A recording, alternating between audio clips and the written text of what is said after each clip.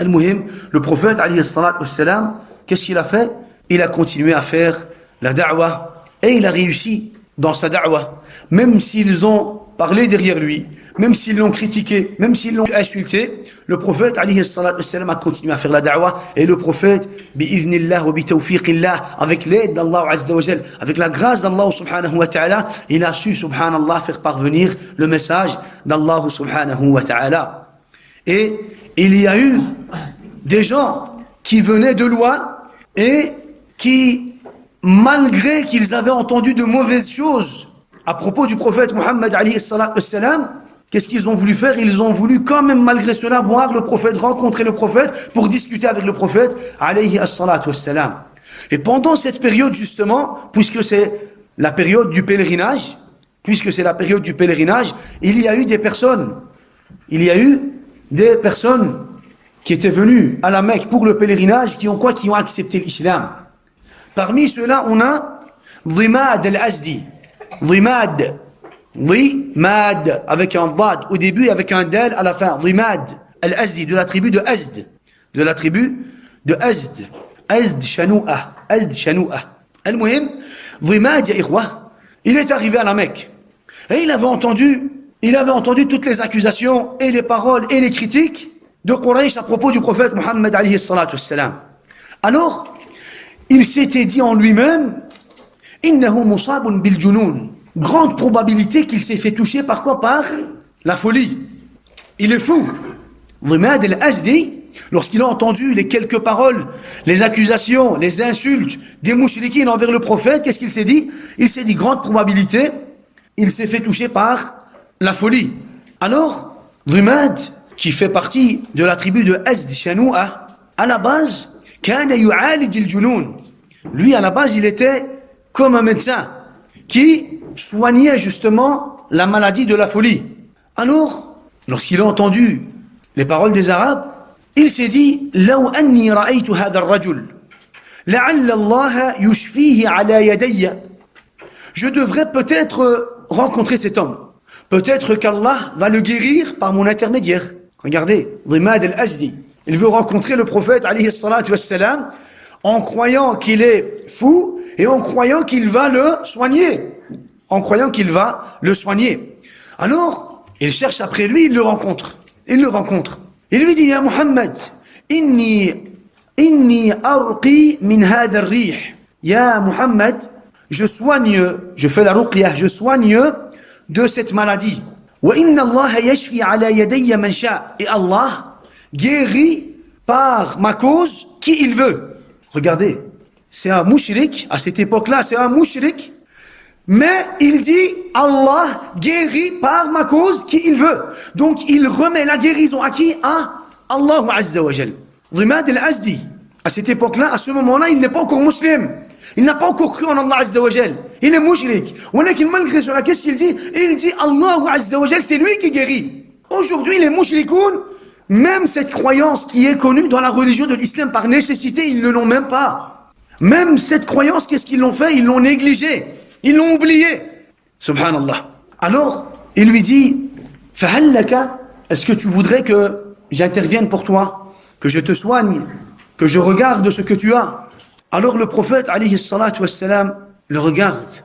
Il lui dit, Inna alhamdulillah, nahmaduhu, wa nasta'inuhu. من يهده الله فلا مضل له ومن يضلل فلا هادي له وأشهد أن لا إله إلا الله وحده لا شريك له وأن محمدا عبده ورسوله أما بعد. Alors, Dhimad al-Azdi n'a jamais entendu ça. Les quelques paroles que le prophète a récitées, ce n'est même pas, ya ikhwa, al-Qur'an al-Karim. Ça. ولكن malgré cela, c'est les paroles du prophète, alayhi sallam. ولكن il n'a jamais entendu ça. Il lui a dit, A'id alayya kalimatika ha'ula. Peux-tu me répéter ces quelques phrases? Alors il lui dit, Inna alhamdulillah, nahmaduhu wa nasta'inuhu, man yahdihillah, fala mudilla lah, wa man yudlil, fala hadiya lah, wa ashhadu an la ilaha illa Allah wahdahu la sharika lah, wa ashhadu anna Muhammadan abduhu wa rasuluhu, amma ba'd. Il lui dit, peux-tu me répéter encore une fois ces quelques paroles? Le prophète, alayhi salatu wassalam, lui répète 3 fois. 3 fois. Dhimad al-Azdi, les Arabes savent très bien, ils savent faire la différence entre quoi? Ils savent faire la différence entre un fou et quelqu'un qui est conscient, quelqu'un qui a la conscience. Alors il le regarde, il lui dit, Ya Muhammad, laqad sami'tu qawla al-kahana, laqad sami'tu qawla al-kahana, j'ai déjà entendu les paroles des voyants. وقول السحرة et les paroles des sorciers وقول الشعراء وقول الشعراء et les paroles des poètes فما سمعت مثل كلماتك هؤلاء je n'ai jamais entendu des paroles comme ces quelques paroles que tu viens de me dire ولقد بلغنا ناعوس البحر يعني c'est des paroles pour moi qui ont atteint يعني une façon de dire que c'est des paroles qui m'ont touché يعني ناعوس البحر c'est قعر البحر Yani c'est le fond de la mer, le fond de l'océan. Il lui dit, ces quelques paroles, yani, elles sont tellement grandes, elles m'ont tellement touché qu'elles ont atteint le fond de l'océan. Le fond de l'océan. Alors, il dit, Ya Rasulallah, il était venu pour, soi-disant, soigner le prophète, alayhi salatu wassalam. Il dit, Ya Rasulallah, hat yadaka ubayi'uka ala l'islam. Donne-moi ta main pour que je puisse déclarer mon islam, pour que je puisse déclarer mon islam, pour que je puisse te prêter serment. Donc il lui a prêté serment. Le prophète, alayhi salatu wassalam, il lui a dit, wa ala qawmika, qala wa ala qawmi. Tu me prêtes serment, mais pour ta tribu aussi. Le prophète, il lui dit, tu me prêtes toi serment? Il dit, oui, ya Rasulallah, je te prête serment. Je témoigne l'islam et je te prête serment. Alors le prophète, il lui dit, mais attention, pour ta tribu aussi, pour lui faire comprendre que quand tu repars, tu continues à faire la da'wah, tu transmets l'islam et le tawhid à ta tribu. Alors il dit, pour ma tribu aussi, ya Rasulallah. Pour ma tribu aussi, ya Rasulallah. Allahu Akbar. Il n'a pas entendu encore de Coran Karim. Il n'a pas entendu encore de Coran Karim. Voilà comment le récit nous a été rapporté. Il a entendu l'invocation qu'on récite tous les vendredis avant la khutbah, avant le discours du vendredi, ya ikhwa. Il a entendu ces quelques paroles de la bouche du prophète et il a accepté le tawhid, l'islam. Il a compris que le tawhid était le haqq et que les gens à la Mecque étaient dans une jahiliya, dans le shirk et dans le faux, dans le batil. Subhanallah. Al-Muhim, par après, ya ikhwa, lorsque le prophète, alayhi salatu wassalam, a voyagé à Al-Madinah avec les compagnons radwanullahi alayhim, il y avait des expéditions. C'est comme ça qu'on dit? Des groupes de compagnons qui quittaient Al-Madinah, et qui faisaient le tour de la péninsule arabique et qui revenaient à Al-Madinah. Une fois, cette expédition s'est réalisée près de la tribu de Azd, Shanou'a, de la tribu de Rimad al-Azdi. Alors, lorsque ce groupe de compagnons est revenu auprès de leur chef, auprès du compagnon qui est le responsable de ce groupe, il leur a dit, par où est-ce que vous êtes passé? Ils lui ont dit, Ya Fulan, Ya Amir, on est passé par tel et tel endroit. Vous êtes passé à côté de la tribu de Azd Shanou'a? Ils ont dit oui. Est-ce que vous avez pris quelque chose? Est-ce que vous avez trouvé quelque chose? Est-ce que vous vous êtes emparé de quelque chose? Alors, ils ont dit oui.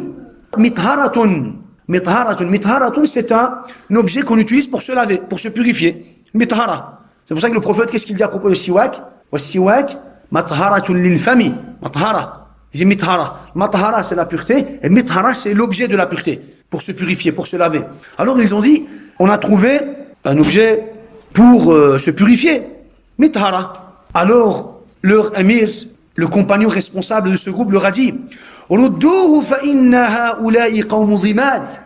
repartez et rendez ce mithara, rendez cet objet, car cette tribu fait partie de la tribu de Rimad. Yani, imaginez-vous que le prophète, alayhi salatu wassalam, par après, il parlait à ses compagnons et il disait, il y en a un qui est venu lorsque j'étais à la Mecque, Rimad al-Azdi. Il a accepté l'islam et il m'a promis de transmettre l'islam dans son village. Il parlait à ses compagnons. Et ce compagnon, justement, il savait cela. Alors quand il leur a demandé, par où vous êtes passé? On est passé par Azd Shanou'a. Il leur a dit, attention, vous avez pris quelque chose, vous êtes emparé de quelque chose? Oui, Mithara. Alors il leur a dit, non, rendez cela. Pourquoi? Parce que c'est la tribu de Rimad. Al-Muhim, Rimad a accepté l'islam. Il est reparti dans son village, il a commencé à quoi? Il a commencé à transmettre l'islam. Parmi ceux qui ont accepté l'islam aussi à Ikhwa, on a un compagnon qu'on a déjà expliqué auparavant, Amr ibn Abasa as-Sulami. Amr ibn Abasa. Vous vous rappelez de Amr, Ikhwa? Amr ibn Abasa. Il dit, كنت وأنا في الجاهلية أظن أن الناس على ضلالة وأنهم ليسوا على شيء وهم يعبدون الأوثان.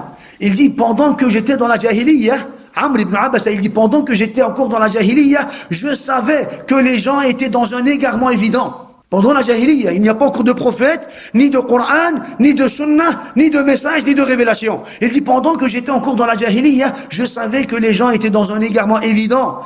Et je savais qu'ils n'étaient sur aucune vérité. Ils adoraient des fausses divinités, des statues ou alors des fausses divinités. Alors il dit, j'ai entendu un homme à la Mecque citer, donner des informations, dire des choses étranges. Alors j'ai pris ma monture et je me suis dirigé vers la Mecque. Lorsque je suis arrivé à la Mecque, فإذا رسول الله مستخفيا جراء عليه قومه. Lorsque je suis arrivé à la Mecque, j'ai rencontré Rasulullah, le prophète Mohammed alayhi salatu wassalam, mustakhfiyan, il était délicat. Il était discret car son peuple lui faisait du mal. فَتَلَطَّفْتُ حَتَّى دَخَلْتُ عَلَيْهِ بِمَكَّةَ. Alors je me suis fait moi aussi discret jusqu'à ce que je l'ai rencontré, jusqu'à ce que je l'ai trouvé à la Mecque. Je l'ai rencontré et je lui ai dit, Ma anta, qu'es-tu? Pas qui es-tu, parce qu'il sait qu'il est Mohammed. Qu'es-tu? Quelle est ta fonction? Alors il dit, je suis un prophète. Le prophète lui a répondu en disant, je suis un prophète. Alors Amr ibn Abbas lui a dit, wa ma nabi, qu'est-ce qu'un prophète? Alors il lui dit, arsalanillah. Le prophète lui a dit, arsalanillah, Allah m'a envoyé. Alors Amr ibn Abbas lui a dit, wa bi ayyi shay'in arsalaka. Avec quoi est-ce qu'il t'a envoyé? Avec quoi est-ce qu'il t'a envoyé? Alors le prophète lui a dit, Arsalani bi silatil arham wa kasril awthan wa an yuwahhada Allah la yushraku bihi shay.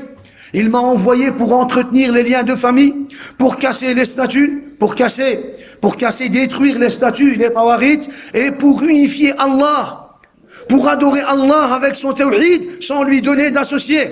Voilà avec quoi Allah m'a envoyé. Subhanallah. Regardez comment la da'wah est claire dès le début de l'histoire de l'islam. Al-Muhim, lorsque Amr ibn Abbas a entendu cela, il lui a dit, فَمَنْ مَعَكَ عَلَى هَذَا. Qui est avec toi sur cette religion? Le prophète lui a dit, حُرٌّ وَعَبْدٌ. Un homme libre et un esclave. Et il y avait ce jour-là avec lui qui? Abu Bakr et Bilal. Alors il lui a dit, Inni muttabi'uka. Je vais te suivre, je vais te soutenir. Je vais te suivre dans le sens où je vais accepter le din et je vais te soutenir. Alors le prophète alayhi salatu wassalam lui a dit, Innaka la tastati'u dhalika yawmaka hadha ala tara hali wa hala an-nas walakin irji' ila ahlika fa idha sami'ta bi qad dhahartu fa'tini. Tu ne pourras pas faire cela. Ne vois-tu pas ma situation et la situation de mes compagnons? Nous déjà, habitants de la Mecque, faisant partie de cette tribu, de Quraysh, on subit ce que tu vois, on subit du mal. Je ne pourrai pas, moi, prendre soin de toi.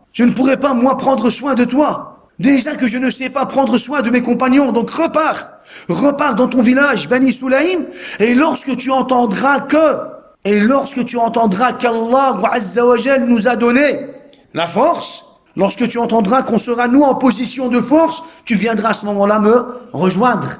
I'lam nabawiyya min an-nabi alayhi salatu wassalam. Qu'est-ce qu'il lui dit? Lorsque tu entendras que nous sommes en position de force, qu'Allah Azza wa Jal nous a mis en position de force, tu viendras nous rejoindre. Donc le prophète alayhi salatu wassalam, il savait cela. Il avait al-yaqin, la certitude. Allah Azza wa Jalla dit, Inna lanansuru rusulana walladhina amanu fil hayati dunya wa yawma yaqumul ashhad. Nous allons très certainement soutenir et élever les prophètes et ceux qui les ont crus ici sur terre et le jour du jugement. Donc tu dois avoir cette certitude en toi-même. Tu dois avoir cette certitude en toi-même. Le prophète lui dit, repars. Al-Muhim, alors il dit, je suis reparti dans mon village et j'ai attendu d'avoir des nouvelles du prophète, alayhi salatu wassalam.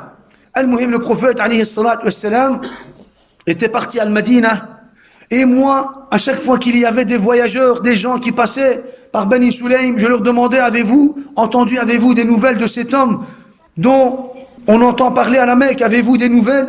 Il dit, je n'ai pas arrêté de poser la question jusqu'à ce que j'ai rencontré des gens de Yathrib, des gens qui étaient venus de Al-Madina, des gens qui étaient venus de Al-Madina. Alors je leur ai demandé, Ma fa'ala hadha ar-rajul alladhi qadima al-Madina? Qu'a fait cet homme qui est parti à Al-Madina? Ils m'ont dit, An-nasu ilayhi sira'. Les gens se dirigent vers lui. Khalas, il est en position de force. Les gens se dirigent vers lui. Les gens acceptent le tawhid. Les gens veulent être avec lui. Alors il dit, فَقَدِمْتُ الْمَدِينَةَ فَدَخَلْتُ عَلَيْهِ. Alors je me suis préparé, je suis parti à Al-Madina. Lorsque je suis entré chez lui, lorsque je l'ai rencontré, je lui ai dit, Ya Rasulallah, ta'rifuni? Est-ce que tu me connais, Ya Rasulallah? Le prophète a dit, Na'am, anta alladhi laqitani bi Makkah. C'est toi que j'avais rencontré à la Mecque. Entre la première rencontre du prophète et la deuxième rencontre, il y a plus de 10 ans. Il l'a rencontré une seule fois. À la deuxième, il lui a dit, Ya Rasulallah, est-ce que tu te rappelles de moi? Il a dit, Na'am, je me rappelle de toi. Na'am, je me rappelle de toi. Al-Muhim, qu'est-ce qu'on voit? On voit que l'islam se propage même en dehors de la Mecque. L'islam se propage même en dehors de la Mecque. Et entre-temps, on a aussi l'acceptation de Tufayl ibn Amr ad-Dawsi. Vous vous rappelez de ce compagnon qui est venu à la Mecque pour accomplir justement le pèlerinage? Les gens de la Mecque, les kuffars de la Mecque lui ont tellement fait peur qu'il a bouché ses oreilles. Il lui dit, attention, il y a un homme, Mohammed, tellement il est dangereux, fais attention, il risque de te dévier de ta religion et de te séparer de ta tribu et de ta famille. Ils lui ont tellement fait peur qu'il a dû boucher ses oreilles. À la fin, qu'est-ce qu'il fait? Il veut quand même voir le prophète. Il va rencontrer le prophète. Il écoute de la bouche du prophète, alayhi salatu wassalam, quelques versets. Il accepte l'islam et il repart à Daous. Et quand il repart à Daous, qu'est-ce qu'il fait? Il fait la da'wa à la tribu de Daous. Il fait la da'wa à la tribu de Daous et la tribu de Daous accepte l'islam. Et il devient, lui, justement, la cause de l'acceptation de l'islam de quel compagnon connu? Abu Huraira, radiyallahu anhu. Abu Huraira, on connaît Abu Huraira, mais At-Tufayl ibn Amr al-Dawsi, qui lui a fait la da'wa et qui a fait en sorte qu'il a accepté l'islam, n'est pas aussi connu que Abu Huraira. Donc Abu Huraira, on connaît Abu Huraira. Mais celui qui lui a fait la da'wa, c'est At-Tufayl ibn Amr al-Dawsi, qui lui a fait la da'wa. On a aussi, subhanallah, et on va terminer avec l'islam de l'Hussein. Al-Hussein avec As-Sad. Parce qu'on a le Hussein et le Hussein. Tamam? Al-Hussein, le père de qui? Le père de Imran. Et c'est pour cela que dans le hadith, dans Kitab al-Tawhid, dans le hadith qu'on a expliqué, qu'est-ce qu'on disait? Le hadith rapporté par Imran ibn Hussein. Imran ibn Hussein. Al-Muhim, Imran ibn Hussein, ya ikhwa, un jour, Quraysh est venu voir Al-Hussein. Al-Hussein était quelqu'un de respecté, d'honoré chez les Arabes, chez Quraysh. Ils lui ont dit, Ya Hussein, kallim lana hadha ar-rajul. Parle pour nous avec cet homme. فإنه يذكر آلهتنا ويسبها. Parle pour nous avec cet homme.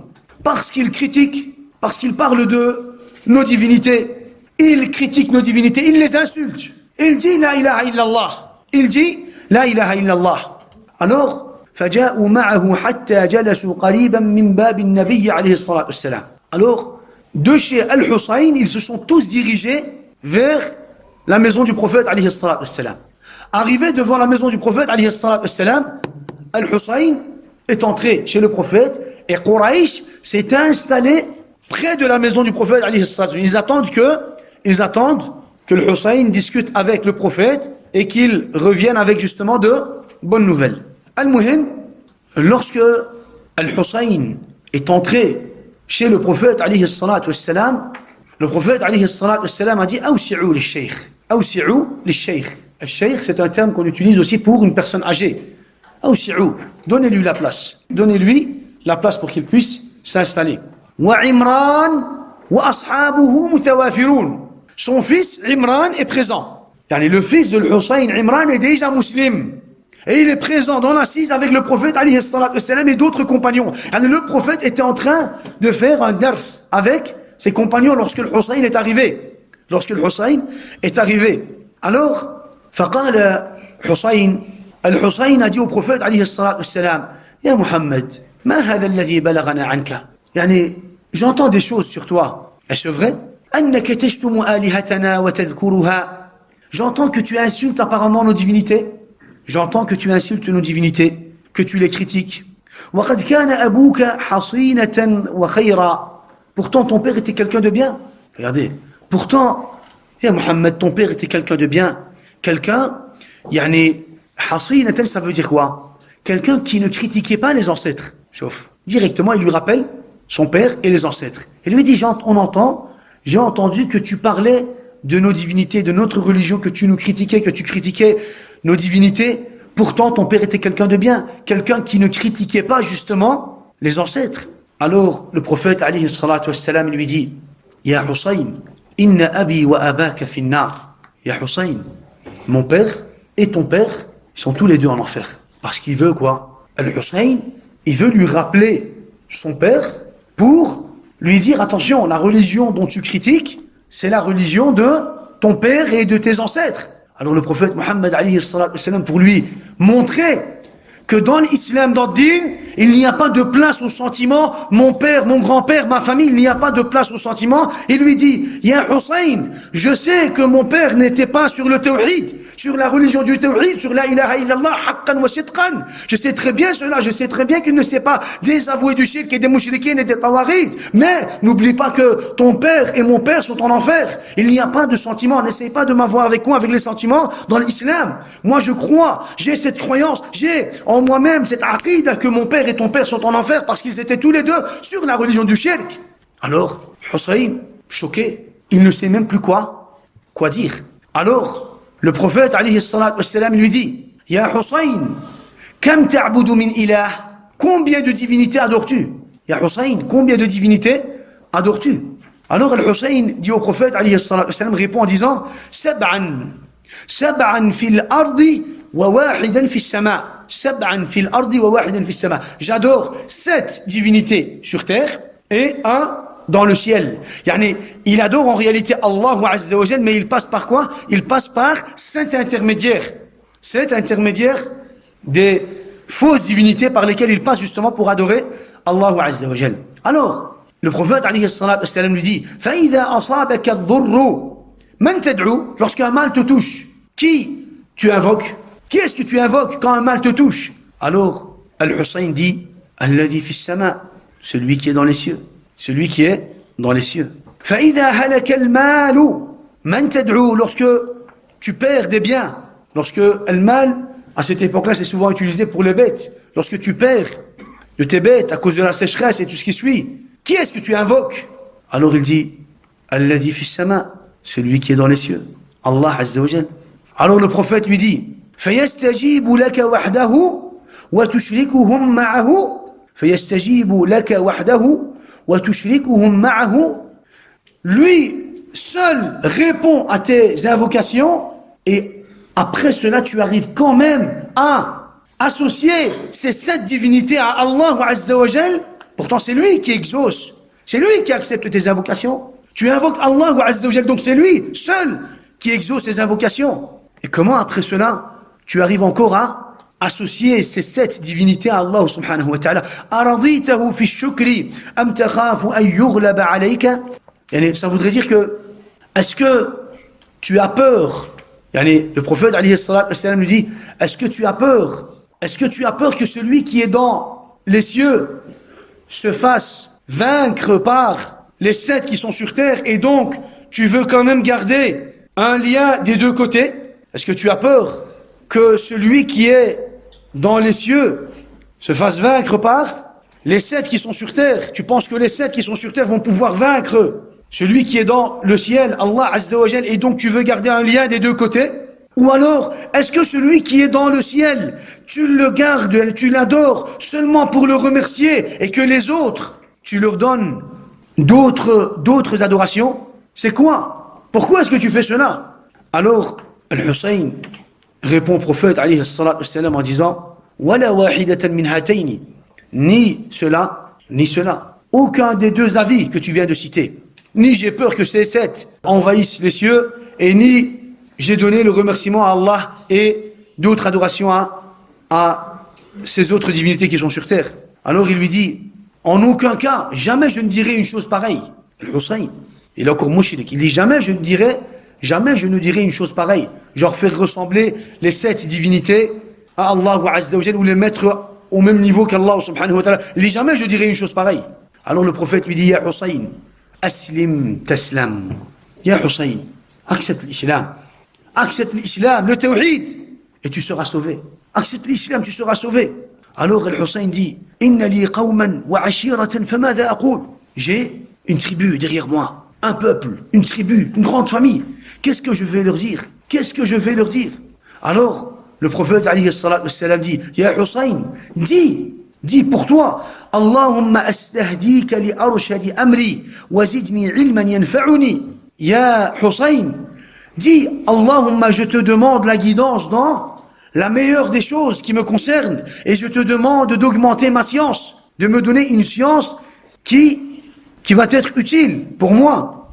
Alors, faqalaha Hussein a dit cette invocation. Allahumma astahdika li arshadi amri wa zidni ilman yanfa'uni. Hussein a dit cette invocation. فوالله ما قام حتى أسلم عند رسول الله عليه الصلاة والسلام. Il n'a pas quitté, il s'est pas levé, il ne s'est même pas levé qu'il a accepté le tawhid devant le prophète alayhi salatu wassalam. Il a accepté le tawhid. Alors, lorsqu'il a accepté le tawhid, subhanallah, regardez ce qui s'est passé. Lorsqu'il a accepté le tawhid, son fils, comment est-ce qu'il s'appelle? Imran. Imran, il s'est levé et il a embrassé la tête de son père. Imran s'est levé et qu'est-ce qu'il a fait? Il a embrassé la tête de son père. Et sa main. Et ses deux mains. Et ses deux pieds. Subhanallah. فقبل عمران رأسه ويديه ورجليه. Imran, son fils, s'est levé, il a embrassé la tête de son père, ses deux mains et ses deux pieds. فلما رأى ذلك النبي بكى. Lorsque le prophète a vu ça, il a pleuré. Il a commencé à pleurer. وقال, il a dit à ses compagnons, بكيت من صنيع عمران. J'ai pleuré de ce que Imran a fait. دخل حسين وهو كافر. Lorsque Hussein est entré, il était kafir mushrik. فلم يقم إليه عمران. Lorsqu'il est entré et qu'il était kafir mushrik, Imran ne s'est pas levé. Il ne s'est pas levé pour lui. Il n'a pas embrassé, il ne l'a pas embrassé, il ne s'est pas levé pour lui. وَلَمْ يَلْتَفِتْ نَاحِيَتَهُ. Il ne l'a même pas regardé. Yani subhanallah, il ne l'a même pas regardé. فَلَمَّا أَسْلَمَ قَضَى حَقَّهُ. Lorsque son père a accepté l'islam, lorsque son père a accepté le tawhid, قَضَى حَقَّهُ. Il lui a donné son droit. Il s'est levé et il l'a embrassé. فَدَخَلَنِي مِنْ ذَلِكَ الرِّقَّةِ. Il dit, quand j'ai vu ça, j'ai été ému de le voir agir de cette façon. Subhanallah, regardez. Subhanallah, sahaba radhiyallahu alayhim. Al-Muhim, alors, Hussein, lorsqu'il a voulu quitter l'assise, il a accepté le tawhid, il a voulu quitter l'assise. Le prophète, alayhi salatu wassalam, a dit à ses compagnons, Qumu fashayyi'uhu ila manzilihi. Levez-vous et accompagnez-le jusqu'à sa maison. Accompagnez-le jusqu'à sa maison. Dans l'islam, Al-Kabir, celui qui est âgé, dans l'islam, il a une place, ya ikhwa. Dans l'islam, ذو الشيبة له مكانة عظيمة عند الإسلام عند المسلمين. Le prophète عليه الصلاة والسلام ليس منا من لم يحترم كبيرنا. Il ne fait pas partie de nous celui qui ne va pas qui ne va pas respecter, aimer, honorer son grand. Quand on dit son grand, ça veut dire al-kabir fi sin, celui qui est âgé, celui qui a ishta'al al-ra'su shayba, celui qui a attrapé la barbe blanche, les cheveux blancs. Al-muhim, le prophète alayhi salatu wassalam, quand il a vu que le Hussein voulait quitter, il a dit à ses compagnons, levez-vous et accompagnez-le jusqu'à sa maison. Jusqu'à sa maison. Subhanallah. Alors ils l'ont accompagné, ils se sont tous levés ensemble. فَلَمَّا خَرَجَ مِنْ سُدَّةِ الْبَابِ. Lorsque le Hussein est sorti de la porte, رأته قريش. Quraysh l'a vu. Quraysh a vu Al-Hussein sortir de chez le prophète alayhi salam. Alors ils ont dit Saba'a Al-Hussein. Al-Hussein est devenu Sabi. Saba'a wa tafarraqu. Sabi, c'était le nom que les kuffars de Quraysh donnaient aux musulmans. Vous savez, kuffar Quraysh ne disait pas aux musulmans muslimines, comme on ne dit pas aujourd'hui muslimines. Kuffar Quraysh ne disait pas As-Sahaba radhiyallahu anhum muslimin. Qu'est-ce qu'ils disaient? Sabi'in. Sabi'in. Pourquoi Sabi'in? Parce qu'il y a eu un arabe, à l'époque de la Jahiliya, il y a eu un arabe qui est parti au Yémen et qui est revenu avec une nouvelle religion, qui est revenu avec l'adoration des astres, des étoiles. Alors, cette religion était connue par ce nom, justement, Saba'a, Sabi'in. Alors, quand cet arabe est venu, ils lui ont dit, mais toi, tu as changé ta religion, tu es devenu Sabi. Tu es devenu Sabi. Alors, par après, le prophète et les compagnons, lorsqu'ils ont appelé les gens au Tawhid, qu'est-ce qu'ils leur ont dit? Ils leur ont dit, vous êtes devenus Sabi'in. Alors, regardez Quraysh, subhanallah, Quraysh, ils l'ont vu de loin. Ils l'ont vu de loin.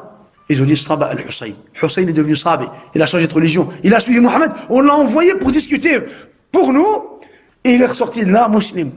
Il est ressorti de là, le musulman. Pourquoi? Parce que l'islam et la fitra, la nature pure qu'Allah Azza wa Jalla a mis chez l'homme, l'islam concorde avec la fitra. Mais tout ce qui est en dehors de l'islam, subhanallah, ils sont dans des doutes et dans des shubuhat. Ils sont dans quoi? Ils sont dans des doutes. Ils n'ont pas de certitude de leur religion. Et les mushrikoun. Les mushrikoun, même s'ils défendent leurs principes, regardez le Walid ibn al-Mughira, regardez Abu Jahl la dernière fois comme on l'a expliqué. Qu'est-ce qu'ils disent?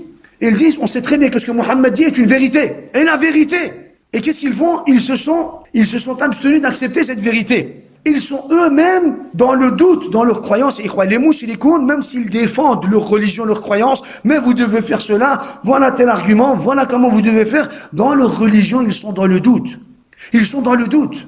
Ces gens-là ne vont jamais vous raconter la vie du prophète, comme ça a été cité dans le Coran, dans la Sunna, dans les livres des ulama. Pourquoi? Parce que la vie du prophète, comme ça a été expliqué, c'est contre leur croyance. Comment tu veux qu'ils t'expliquent que ces gens-là acceptaient Allah, ils acceptaient Allah, ils adoraient Allah et que malgré cela, ils étaient mouchriquins?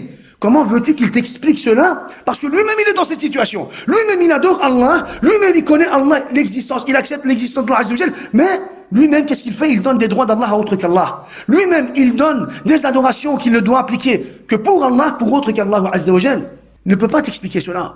Subhanallah. Comment veux-tu qu'il t'explique que Amr ibn Amir ibn Luhay al-Khuza'i est celui qui a été la première personne qui a changé la religion d'Ibrahim alayhi salam? Il peut pas t'expliquer cela. Il peut pas te dire que le prophète a vu Amr en enfer en train de traîner ses intestins. Pourquoi? Parce que eux-mêmes changent la religion, ya ikhwa. Comment veux-tu qu'il t'explique Amr ibn Luhay al-Khuza'i, celui qui a changé la religion d'Ibrahim, tout en sachant que eux-mêmes, ils changent la religion, ils rendent le haram halal et le halal haram? Pourra pas. Il va pas te le dire, il va pas te le citer. Et il va rester dans quoi? Il va rester dans son batel et sur son shirk. Walakin, par orgueil, par entêtement, par jalousie, par encore, on va dire, d'autres causes, ou alors pour d'autres causes, al-muhim, il va rester sur son coufre. Walakin, sache, yaqinan, que même s'il défend son shirk et son coufre, il est dans le doute. Il est dans le doute. Il n'est pas sûr de ce dont sur quoi il est. Il n'est pas sûr que sa religion, là, ses principes, sa croyance, c'est la vérité. Il n'est pas sûr de ça. Même s'il te dit, ouais, mais attends, ici, même s'il essaie de prendre la défense de quoi? De sa religion ou de ses principes. Sois sûr qu'il est dans le doute, dans un chèque.